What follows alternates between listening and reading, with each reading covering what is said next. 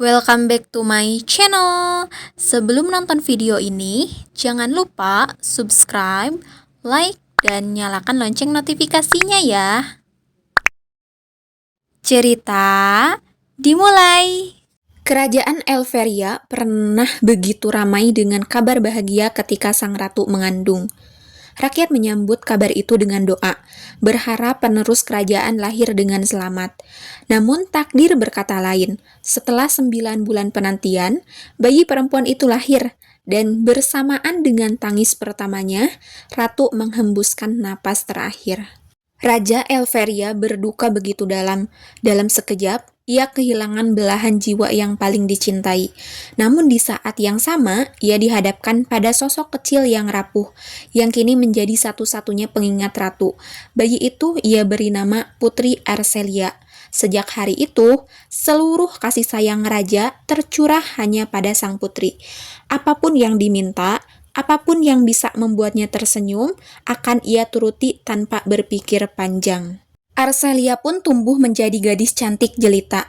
Kulitnya putih lembut, rambutnya hitam panjang berkilau, dan matanya sejernih permata. Namun, di balik kecantikan itu, ada sesuatu yang perlahan terbentuk dalam dirinya, sifat manja yang berujung pada kesombongan. Sejak kecil, ia sudah menunjukkan ketertarikan aneh pada cermin. Awalnya hanya cermin kecil milik ibunya yang ia temukan di kamar ratu. Ia sering duduk berlama-lama di depan cermin itu, menatap bayangannya sendiri sambil tersenyum puas. "Ayah, lihat, aku cantik kan?" ujarnya suatu hari. Raja yang selalu ingin melihat putrinya bahagia hanya mengangguk sambil tersenyum. Semakin bertambah usia, obsesi Arcelia makin kuat. Ia meminta berbagai macam cermin. Cermin perunggu dari pedagang asing, cermin perak berukir permata, bahkan cermin setinggi tubuh manusia. Raja pun menuruti semua permintaannya, hingga sebuah ruangan khusus dibangun di istana hanya untuk menampung koleksi cermin sang putri.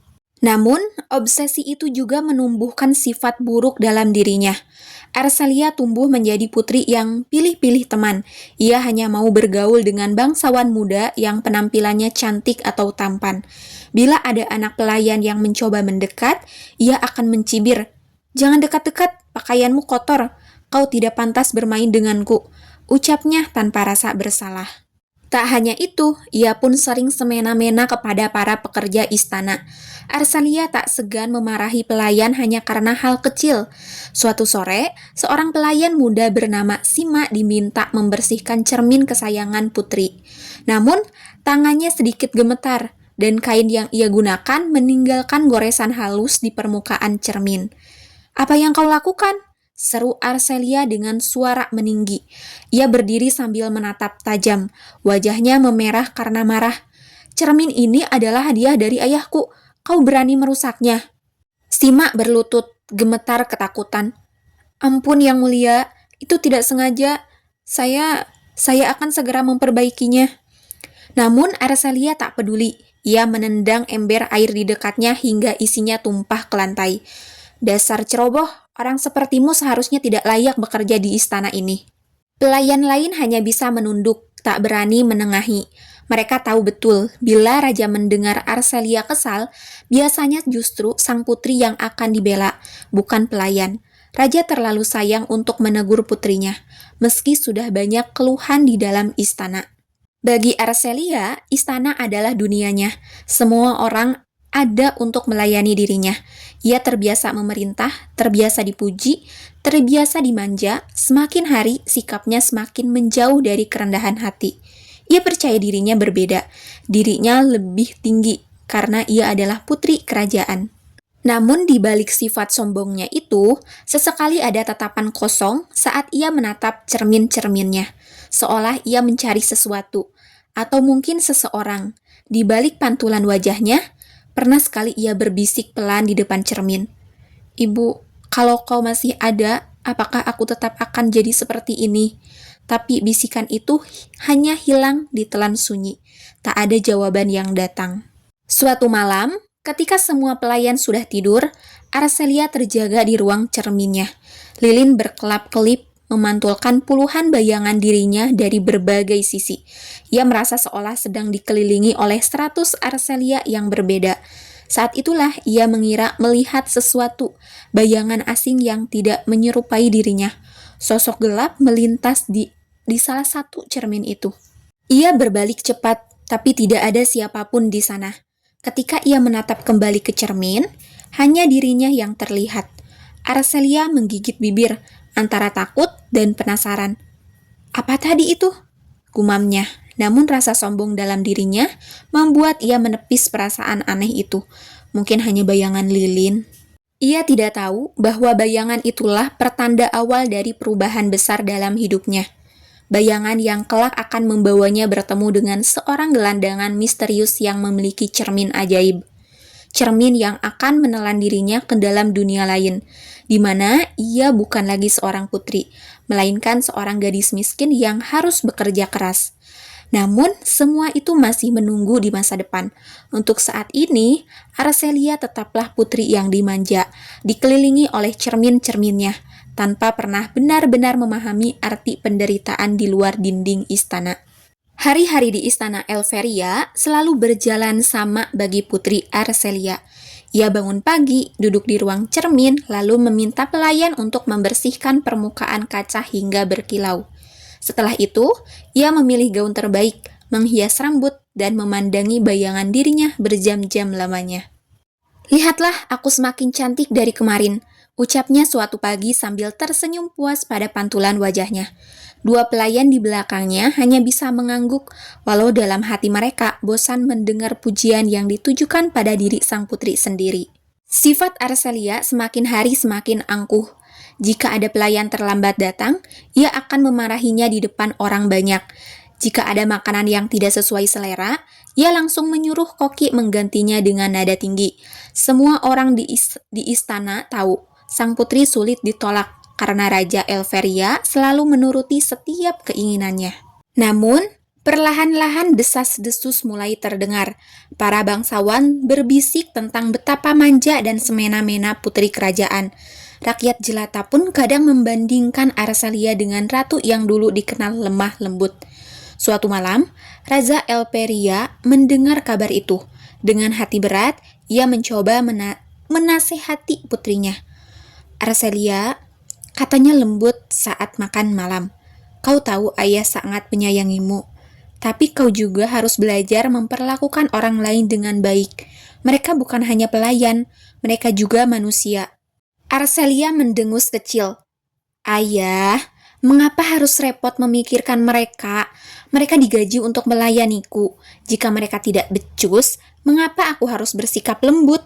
Raja terdiam, hatinya ingin menegur lebih keras, namun tatapan mata Arcelia begitu mirip dengan ibunya.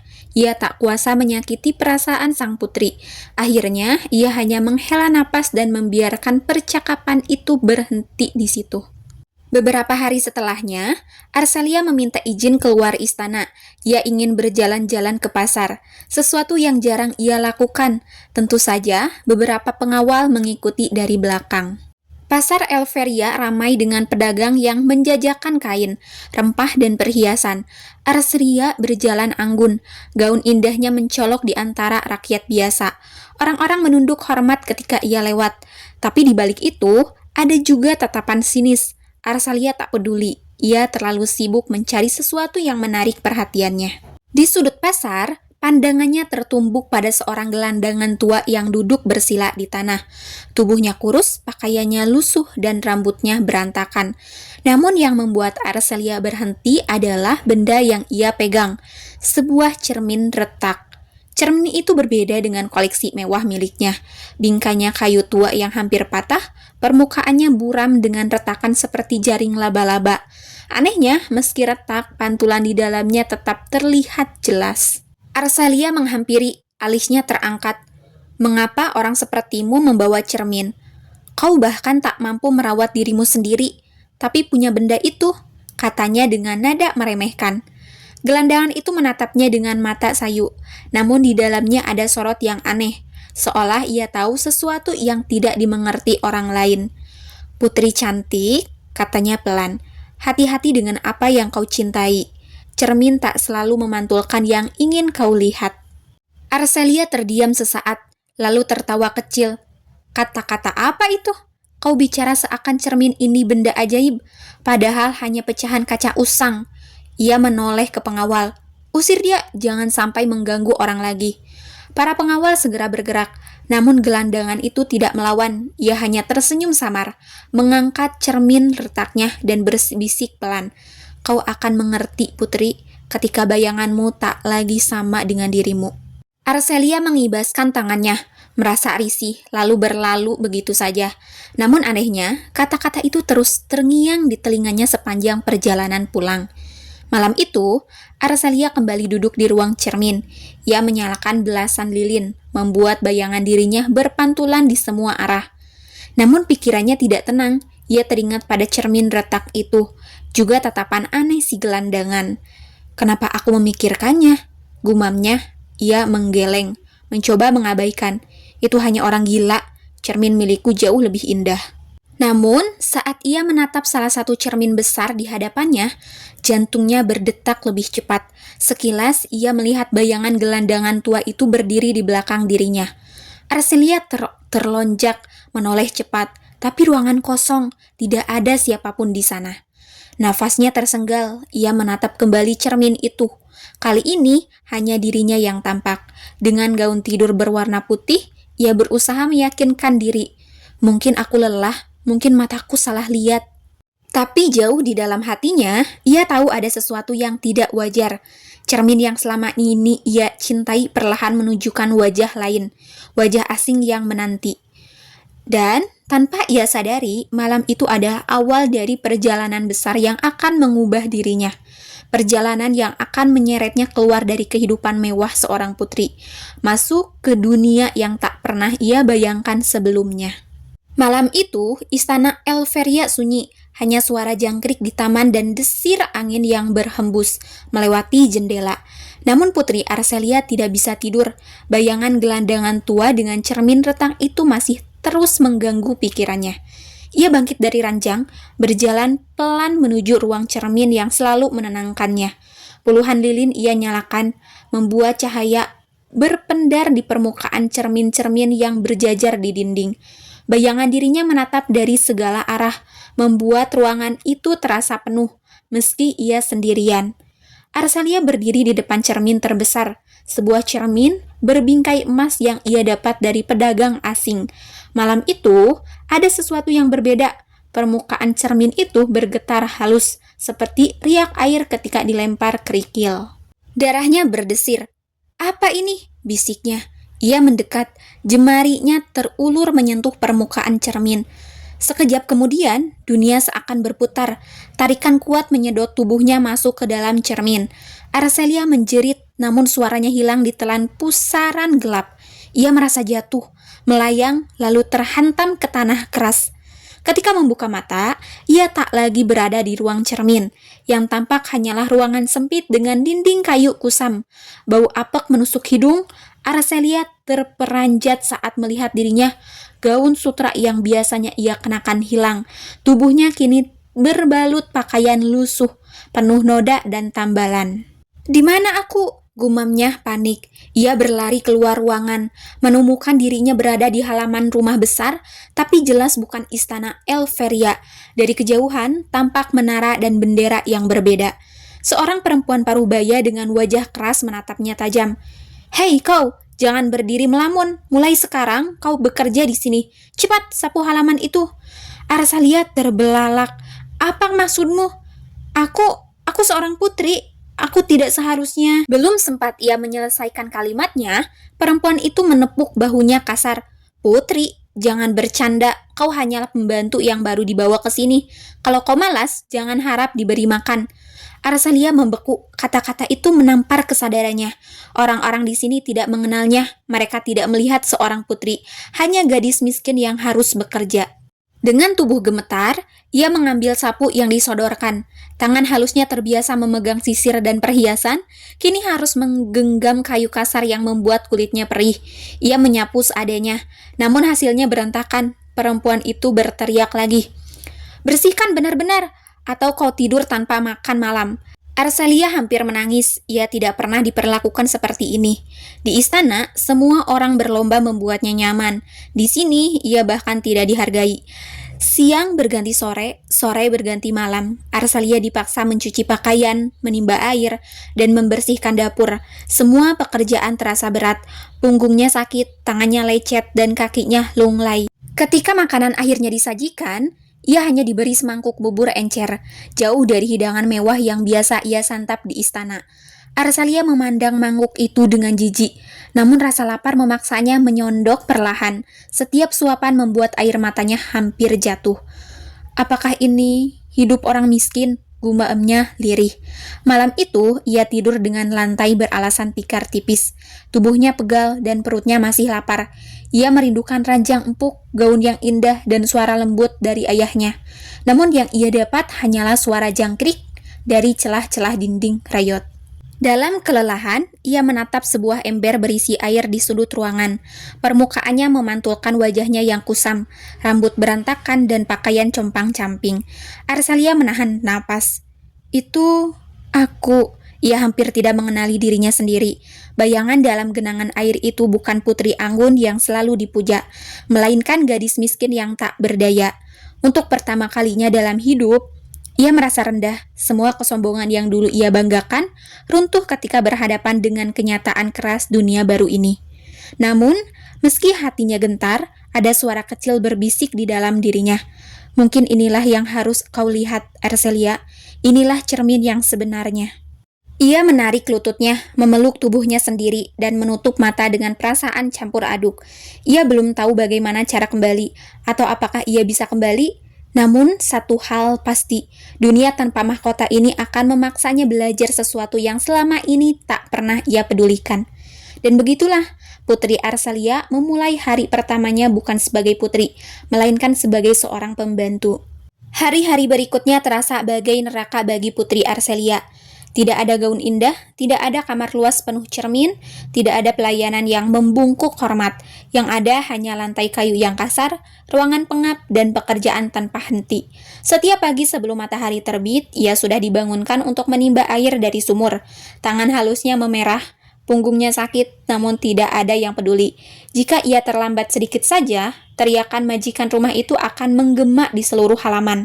Cepat, air itu untuk memasak, jangan lambat seperti siput, bentak perempuan paruh baya yang mengawasinya. Arsalia menunduk, menggigit bibir. Di istana, ia terbiasa memerintah. Kini, setiap kata kasar harus ia telan bulat-bulat. Siang harinya, ia harus membantu di dapur. Uap panas dari periuk membuat wajahnya berkeringat.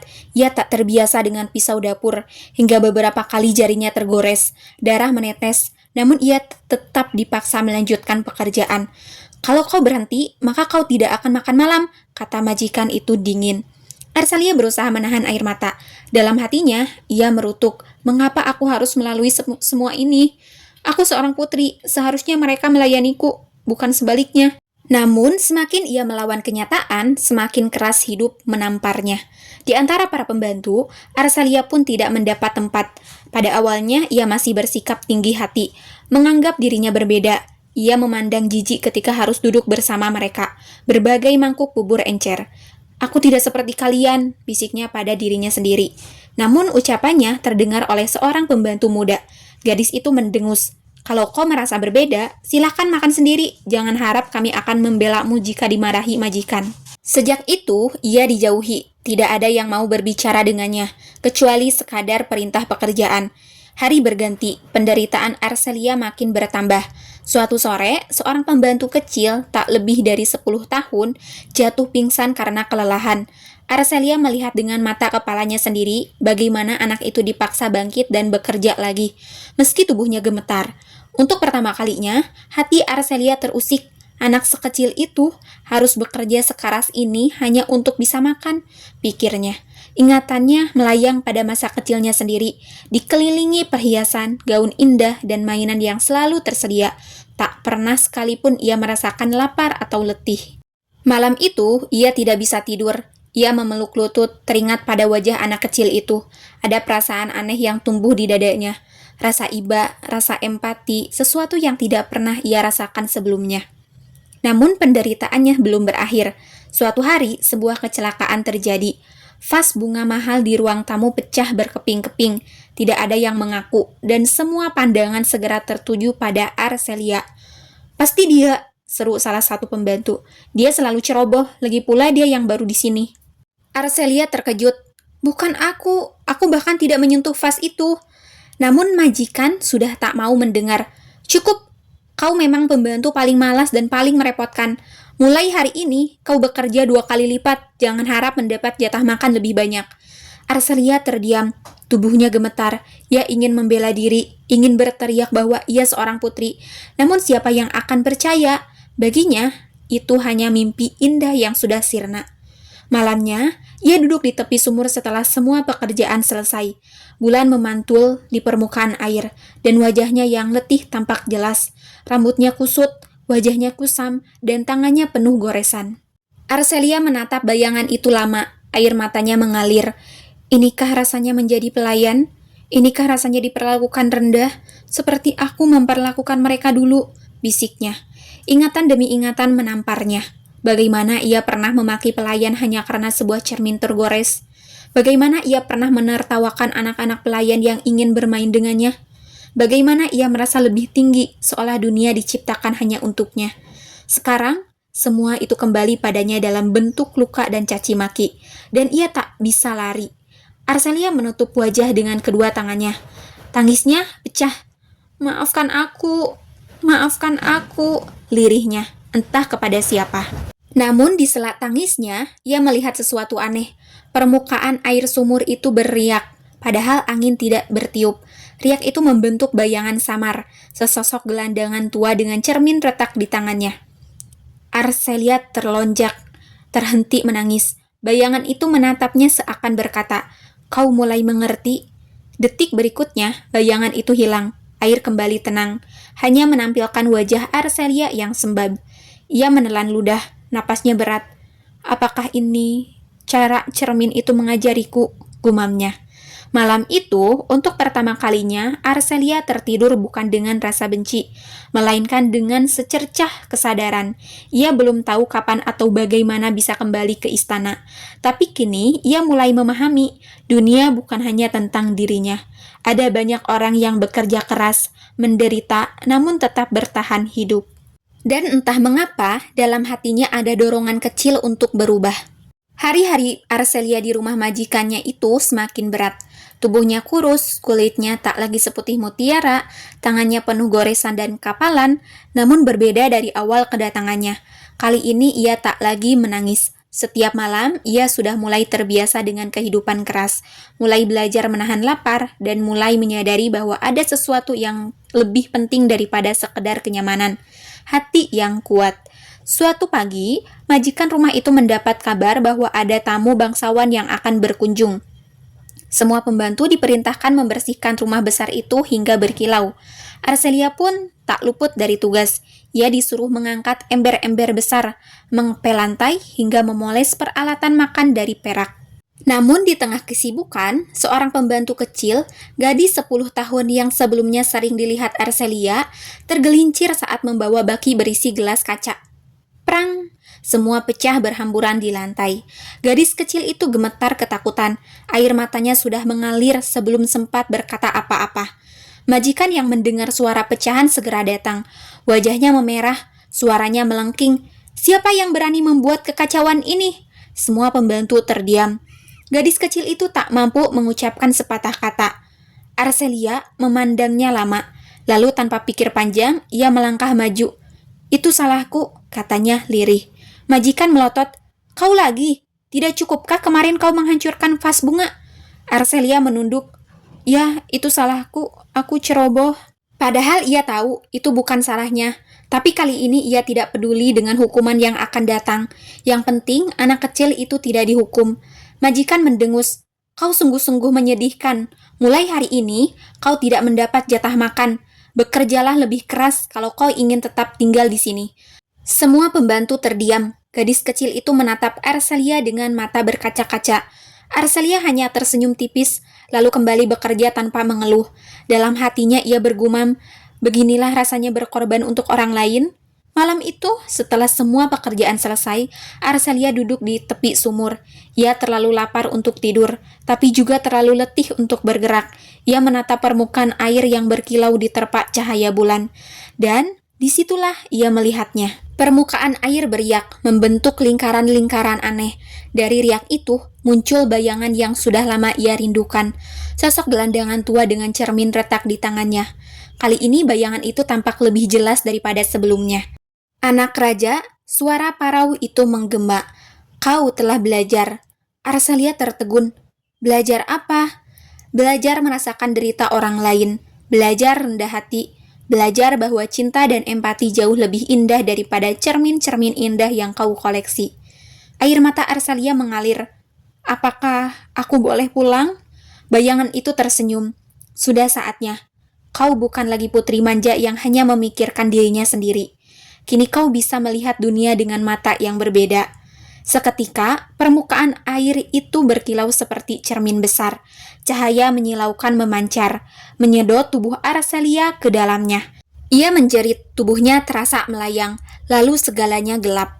Ketika membuka mata, Arsalia terkejut. Ia berada di kamarnya sendiri di istana. Tirai sutra menggantung indah, ranjang empuk menopang tubuhnya, dan gaun putih terhampar di samping bantal. Semuanya terasa nyata, bukan mimpi. Pintu terbuka, seorang pelayan masuk.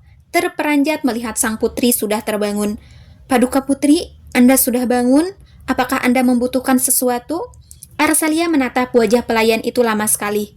Dahulu, ia hanya akan memerintah dengan nada kasar, tapi kali ini ia tersenyum hangat.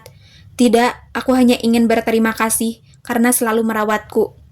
Pelayan itu terdiam, matanya melebar. Tidak pernah sekalipun sang putri mengucapkan kata-kata seperti itu. Ia hanya menunduk dalam-dalam, hatinya hangat oleh kejutan yang manis. Hari-hari berikutnya, perubahan Arsalia benar-benar terlihat. Ia tidak lagi memanggil pelayan dengan bentakan. Ia mulai menyapa mereka dengan ramah, bahkan membantu pekerjaan kecil seperti mengangkat buku atau menata bunga di vas. Raja sendiri sempat heran melihat putrinya. Kau berubah, Arsalia. Apa yang terjadi? Arsalia hanya tersenyum. Aku belajar, Ayah. Dunia tidak hanya tentang kita yang di atas. Ada banyak orang yang bekerja keras demi bertahan hidup, dan aku ingin menjadi putri yang benar-benar layak dihormati. Raja menatap putrinya dengan mata berkaca-kaca. Ia tahu, Arsalia akhirnya tumbuh dewasa, bukan hanya dalam tubuh, tapi juga dalam hati. Cermin-cermin koleksinya masih ada di kamarnya. Namun kini Arsalia tidak lagi melihatnya sebagai benda untuk memamerkan kecantikan. Ia menatap cermin dengan hati yang berbeda.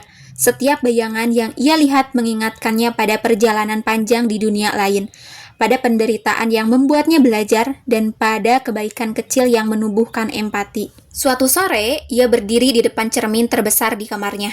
Senyum tipis terukir di bibirnya. Yang kulihat di sini bukan hanya wajah putri kerajaan, bisiknya, tapi seseorang yang pernah menjadi pelayan, seseorang yang tahu rasanya sakit, lapar, dan rendah, dan karena itu, seseorang yang akhirnya tahu cara menghargai hidup. Dan sejak hari itu, Arsalia dikenal bukan lagi sebagai putri manja pecinta cermin, melainkan sebagai putri berhati bijak yang mampu melihat lebih dalam daripada pantulan kaca. Terima kasih yang sudah nonton video aku. Bye-bye.